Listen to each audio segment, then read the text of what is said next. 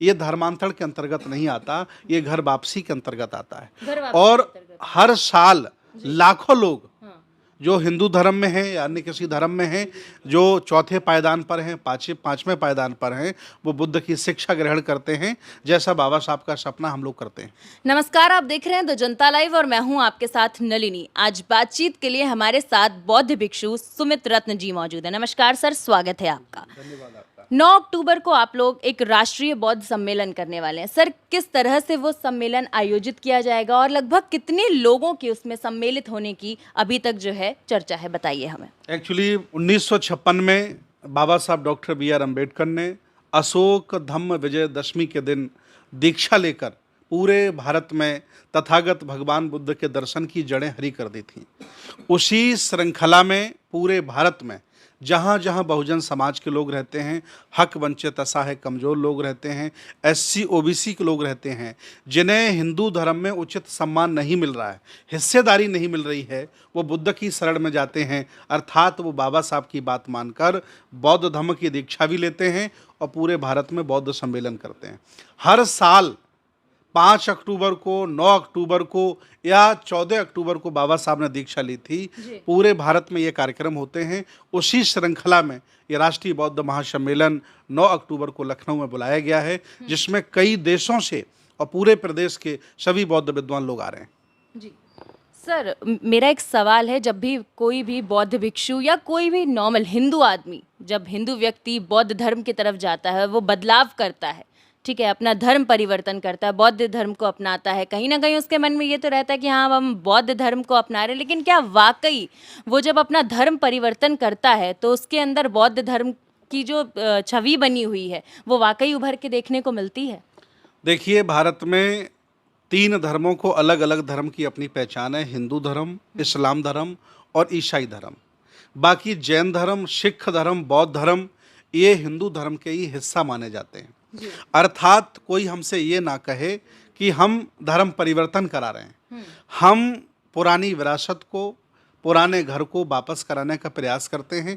जो बुद्ध की संस्कृति, उनका दर्शन, उनकी विचारधारा मानकर 1250 साल भारत के राजाओं ने यहाँ शासन किया, जो लगभग बहुजन समाज के थे, और यहाँ तमाम बौद्ध भिक्षु हुए।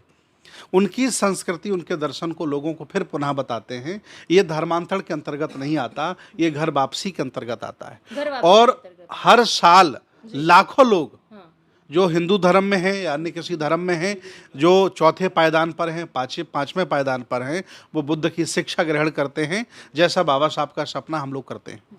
सुमित जी, एक सवाल मेरे मन में जो है वो उभर कर आ रहा है। जैसा कि आपने बोला कि बौद्ध धर्म की अगर बात करें तो समानता, और बौद्ध धर्म हमें सिखाता है कि हमें किसी भी अंधविश्वास पर भरोसा नहीं करना है। लेकिन अभी कुछ बौद्ध भिक्षु भी ऐसे हैं जो कर्म कांड करते हुए दिखाई देते हैं, जो कहते हैं कि आप ये करवा लीजिए, वो हमारी शरण में आ जाइए, ये कर लीजिए। कितना सही है ये? क्योंकि बौद्ध धर्म हमें ऐसी किसी भी चीज़ की इजाज़त नहीं देता है।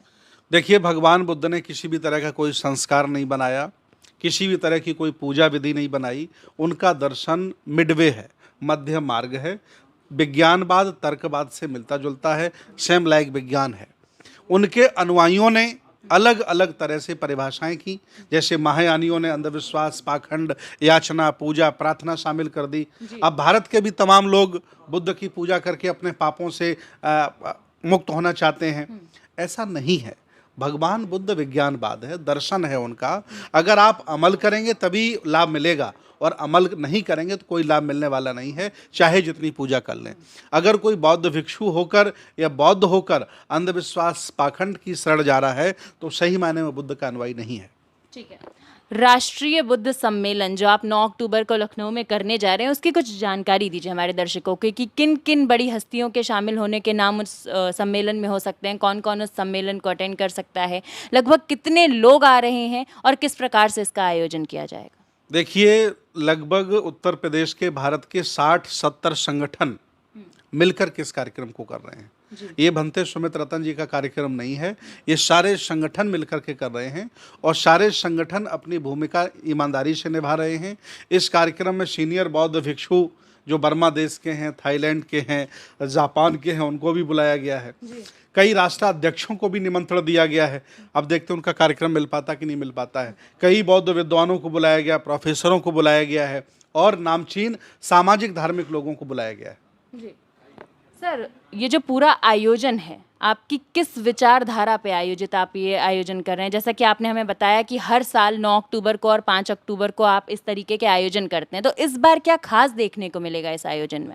देखिए, हम ऐसा मानते हैं कि ऐसे आयोजन हर वर्ष होते हैं। जी।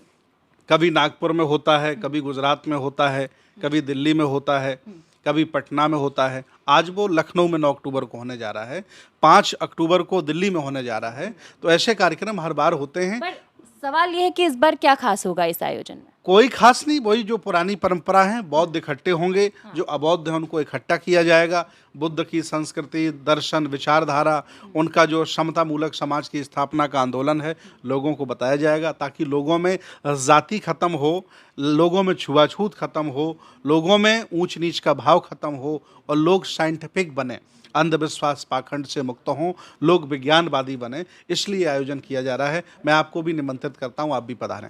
जैसा कि हम सब जानते हैं, बाबा साहब नामचीन हस्ती हैं और वो खुद, जब उनके ऊपर ये बात आई कि वो अपना धर्म परिवर्तन करना चाहते हैं, तो उन्होंने बौद्ध धर्म को अपनाया। उनके पास जो है हर धर्म से इनविटेशन था कि आप आइए, हमारा धर्म समझिए और हमारे धर्म को अपनाइए। आखिर बौद्ध धर्म ही क्यों?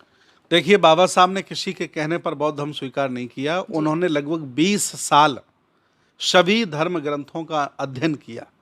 ईसाइयत को पढ़ा, इस्लाम को पढ़ा, हिंदू धर्म के सारे ग्रंथ पढ़े।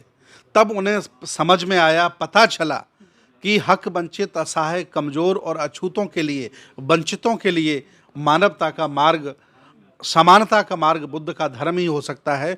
और सारा अध्ययन करने के बाद उन्होंने सर्वश्रेष्ठ भगवान बुद्ध को चुना, इसलिए उन्होंने बौद्ध धर्म अपनाया। अब एससी, ओबीसी, माइनॉरिटी के लोग जो अपने आप को दलित कहते हैं, हक वंचित, असहाय, कमज़ोर लोग, ये विचार नहीं करते हैं। जब बाबा साहब ने निर्णय ले लिया तो सारे लोग बौद्ध बनना चाहते हैं और ये सिलसिला बहुत तेज़ी से चल रहा है। जी। बाबा साहेब की अगर बात करें, अभी आपने बोला कि वो हमेशा से ही ऐसे थे कि उनको नहीं चाहिए था कि वो अंधविश्वास में रहें। वो हमेशा पाखंडवाद का, अंधविश्वास का विरोध करते थे और इसीलिए उन्होंने बौद्ध धर्म को अपनाया। जब बाबा साहेब बौद्ध धर्म को अपना रहे थे तो उनके दिमाग में कहीं ना कहीं ये बात तो होगी कि उनके भी बहुत अनुयायी हैं, उनको फॉलो करने वाले हैं। अगर वो बौद्ध धर्म को अपनाएंगे तो कहीं ना कहीं उनके पीछे एक अच्छी पहल होगी, अंधविश्वास से निकलकर लोग बौद्ध धर्म को अपनाएंगे। देखिए, भगवान बुद्ध का धर्म कोई बाहर का धर्म नहीं है, भारत की संस्कृति है, भारत की सभ्यता है। और भारत के तमाम मनीषियों ने, विद्वानों ने, राजा महाराजाओं ने उनको आत्मसात किया है, स्वीकार किया है। वो शरणागत उनके उपासक बने हैं।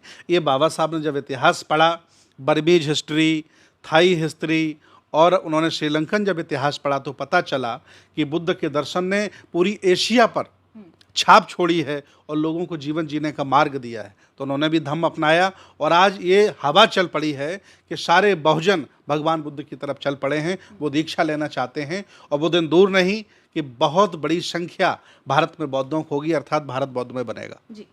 सुमित जी की बातचीत से एक बात समझ में आई कि ये धर्म परिवर्तन नहीं है, ये घर वापसी जैसा है। बौद्ध धर्म खुद भारत का ही धर्म है। ये हम आपको ये नहीं कह रहे कि आप अपना धर्म परिवर्तन करिए, ये बल्कि ऐसा हो गया कि पहले हम बुद्ध धर्म से ही हमने शुरुआत की थी, बीच में हम भटक गए और अब हम वापस जो है बुद्ध धर्म की तरफ जा रहे हैं। बुद्ध धर्म विश्व में एकमात्र ऐसा धर्म है जो आपको अंधविश्वास से, किसी भी तरीके के पाखंड से दूर रखता है।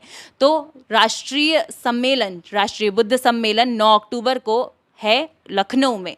तो आपसे भी गुजारिश करते हैं कि पहुंचिए और अपनी उस सम्मेलन में सम्मिलित होइए। फिलहाल के लिए इस रिपोर्ट में बस इतना ही। ऐसी ही खबरों के लिए बने रहिए द जनता लाइव के साथ।